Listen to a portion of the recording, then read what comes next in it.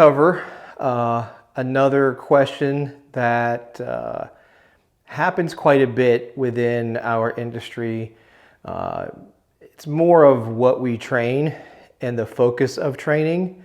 So my question that comes up is, what's more important, the indication or odor?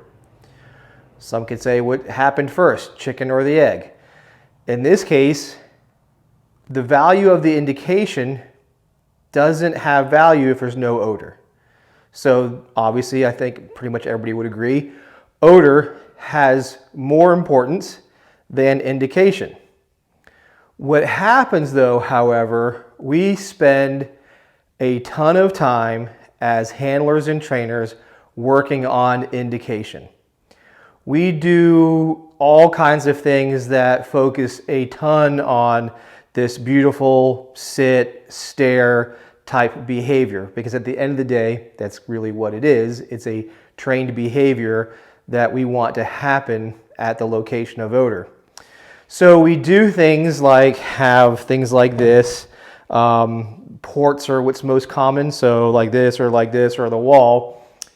And there's a lot of focus on, let's just say, this one thing right here. Only the one thing is out.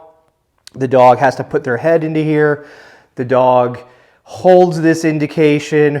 While they're holding that indication, a condition reinforcer such as a marker is given, and or the toy is thrown to the dog, or food's delivered to the dog. Reinforcement happens. So we work on all these things. We do things like maybe stomping our feet, telling the dog to go to work, the dog runs right to the box. We do things that we say, okay, I'm going to proof my dog off of the handler behavior while they're in indication. A lot of times, people do training where that happens early on in training, maybe in that first stage or so, where we're only at one location. At that one location, of course, is odor in the box. The dog goes to the box, holds its position. We do all this crazy stuff as handlers to kind of get the dog to say, I don't care about what you do, I will hold my indication here. Well, so much of that type of communication to the dog teaches the dog, hey, this behavior is super important, and this behavior gets me reinforcement. There's odor in the box, but the behavior gets so much focus and sometimes inadvertently cues. So what I mean by that is someone may start doing this when they tell the dog to go search. That way they're doing it before the dog gets to the box, but this might be the cue to go do the box or go to the box and do the behavior, more so than about the odor. So what I want to stress is keep odor the most important thing. The behavior is important, the indication behavior is important, but it's worthless without the odor. And what I mean by that is you'll have dogs who learn such good indication behavior that when maybe on a search there's no odor present, but the handler's not leaving the space, the dog doesn't know how to be right, so the dog picks something salient or something unique in the room, gives this indication behavior.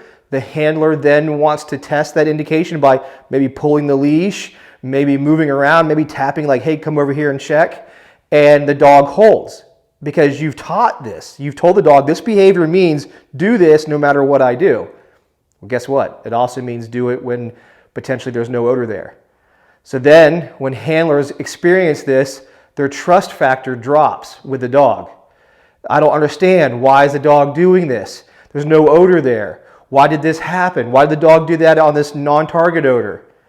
Well, if you look back at your sequence of training, and if your training has so much focus on the indication, more than likely that's probably the culprit to what you're seeing as a problem with indication. So I stress to everybody, I stress to the students who come here at Ford Canine, make odor the most important thing. Odor pays. Indication doesn't have to be this beautiful stare. If your indication is consistent, reliable, and readable by you, that's what matters. So if your dog goes to here and jumps and looks at you, but it always does that when there's odor present, well then, that works. We steer away from the dog looking at us because we are fearful that a dog who's looking at us is going to see us reaching for something or doing something. What I'm getting at is if we go so far on the spectrum of requiring this beautiful, perfect looking behavior, we're devaluing the odor. We're putting too much focus on an indication when we're not putting enough focus on odor.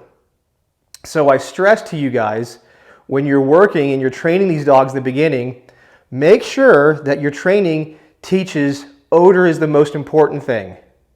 Indication is also important, but without the odor, the indication is worthless. So be careful as you pour the sand from one jar into the other jar that your indication jar doesn't get too full and your odor jar drops down. I hope that answers some questions. Again, as usual, my email is linked below, Cameron@FordK9.com. Those that come to the Ford K9 school, whether it be handler schools or trainer schools, we cover all this stuff and a whole lot more. So keep sending your questions and stay tuned next week for our next televised or video question and answer.